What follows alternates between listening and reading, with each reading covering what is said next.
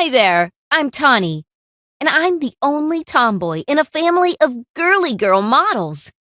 Unlike my sisters who grew up in the city, I grew up in my grandma's farm, and she was just like me, a total tomboy who couldn't give two craps about any of the frilly girly stuff. While most girls my age played with Barbies and toy castles, I wrangled piglets and tended to chickens. I took tractor rides beside my grandpa and went fishing with my dad. I played football in the fields with the neighborhood farm boys. I always got muddy and dirty at the end of the day. But like Grandma always said, a little mud never hurt a girl. It did hurt me, though. A few times. But only because my mom was a stickler for what she called young lady etiquette. She wanted me to always be prim, proper, and immaculately clean. And after a day of chasing ducks and cuddling with bunnies, I was never any of those. Whenever my family would come visit the farm on the weekends, I always had some or other stain on my overalls. It always drove my mom insane. Heavens! Why are you never wearing a dress, child? And your overalls are muddy, and is that blood? I can't move around in the dresses you always send me, Mom. And it's just paint. Grandpa Bill and I spent all morning painting the barn. My mom made it out as if she was about to faint. Oh, dear, my daughter painting a building. Whatever shall we do with you? And stop spitting on the ground. So uncouth. For each wrong thing she found about my appearance or clothing, she would spank me and yell at me. There was never a weekend when I could look forward to doing fun things with my grandparents. Mom always fussed about me.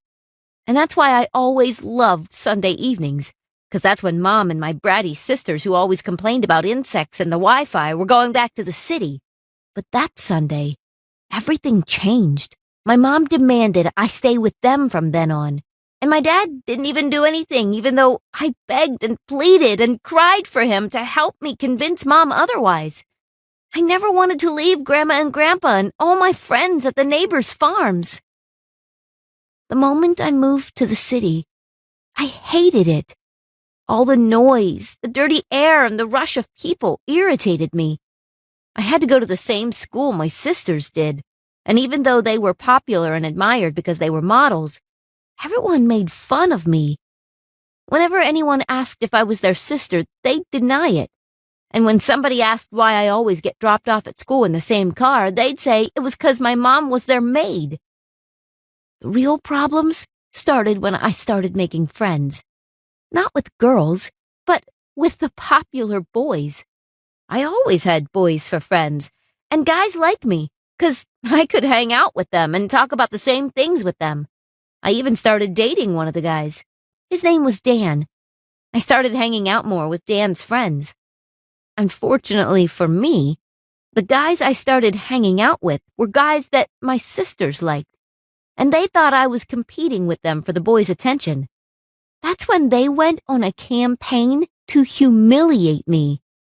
Hi, boys. Hi, Gary. Oh, so sorry. Look who we have here, girls. It's Tawny.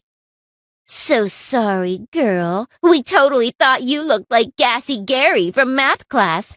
Yeah, sorries. Our bad.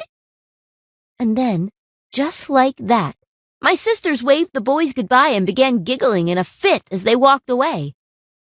Dan didn't mind all the teasing and bullying at first, but then it started to hurt his reputation at school, too. Suddenly, even his friends were making fun of him for dating me. Dan, if you're gay, you know you can tell us. Ha ha ha ha. Not. I mean, it only makes sense, Dan. You're dating Tawny. She's basically a boy. Even her name sounds like a boy's name. Do you secretly hope one of us can be your boyfriend, Dan? And they'd laugh and poke more fun at him. All of that put a strain in our relationship. So much so that I began to feel guilty. I thought maybe if I just changed, even a little, Dan wouldn't resent me so much. That was why I asked my sisters for help when prom came around. My sisters had an entire closet just for their high-heeled shoes. I had one too, for sneakers. It was no secret I needed help in the makeup and dresses department. So I turned for help to the people I thought would have my back. My family. What do you mean you don't own a dress? How do you even intend to go to prom? Mom, Tani wants to go to prom in a pantsuit. My mom immediately materialized from the kitchen like a furious genie. What? Outrageous, Scott! Let her borrow one of your old dresses. I'm sure no one will notice. Does she even know how to wear one, Mom? I've worn skirts. But, do you even own a skirt? I didn't. And so I decided to let my guard down and let the professionals do the work. I closed my eyes and just dealt with whatever they wanted to put on me. And when I opened my eyes to look in the mirror, I screamed in horror. They made me wear pink. I hate pink. But my sisters congratulated themselves on the work they did.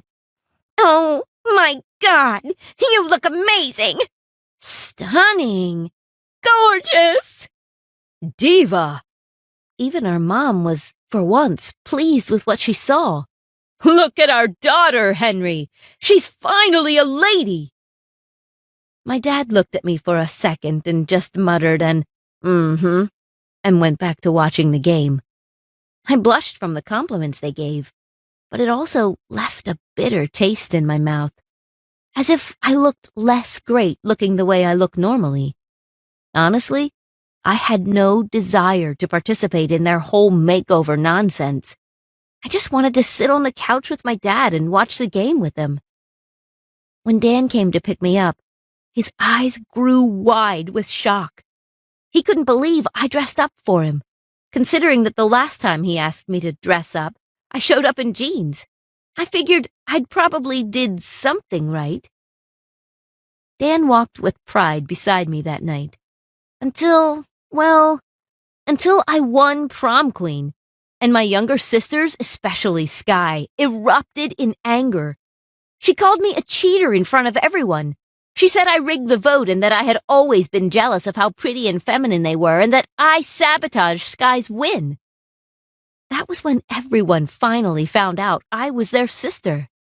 But when Sky, Jordan, and Lisa began to pull my hair and ruin my dress, I couldn't just let them. I brawled with my 3 younger sisters, and guess who won? I emerged out of that fight like a hero. But everyone looked at me like the villain. Even Dan. He screamed at me.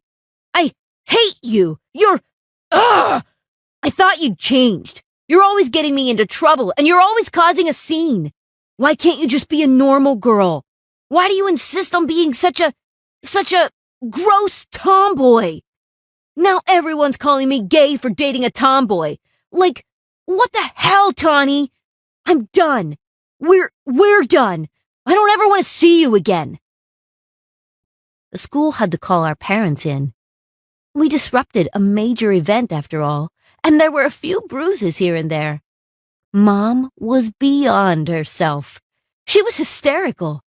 Why can't you just act more like the lady you're supposed to be, huh, Tawny? And then she turned to blaming my dad. You told me this was just a phase, that she's gonna grow out of it. And? Well, she should have grown out of it when she was 13 or 12. Why does she keep doing this to herself? Ugh! She'll never find a man. Jeez, Francis, chill. Just let her be. You are such an irresponsible father. I got suspended, and my sisters got off scot-free. I thanked the heavens for that. I wouldn't have been able to show my face at school. Dan's whole breakup with me was posted on social media, and it went viral. When it was happening, it felt like 10 seconds. But the entire video was about 5 minutes long. Dan went on about all my faults, all the trouble I'd caused him, all the things that disgusted him about me, all the bad things people said behind my back. I was embarrassed.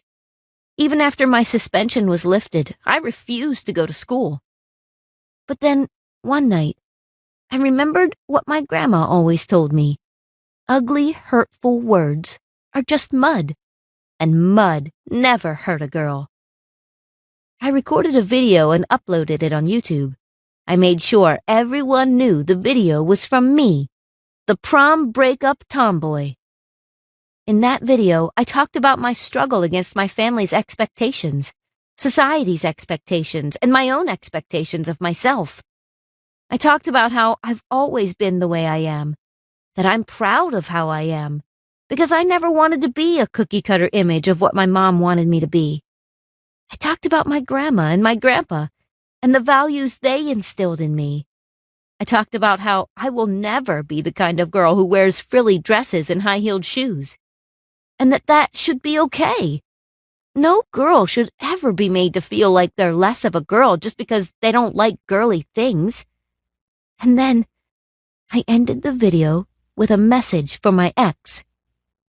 Dan, I'm sorry I wasn't the kind of girl you wanted, and that's fine, because I love me. And there is a boy out there who will love me for who I am. And because the hype around that dumping video was still so high, my response video went viral as well. It got shared so many times, even more times than the viral dumping video. I was just happy I got to share my story as well, and that the positive message I sent out there got seen by other girls out there who may be going through the same thing. The funny thing is, nobody wanted to date Dan after all that. Everybody hated on him for saying horrible things about me. And my sisters? Well, after seeing our brawl at prom gain 10 million views, the agency they worked for dropped them. They said models who acted like that was bad for PR. And me? Well, thanks to my viral video, I became a YouTube sensation. I rode the wave and created more videos about my life.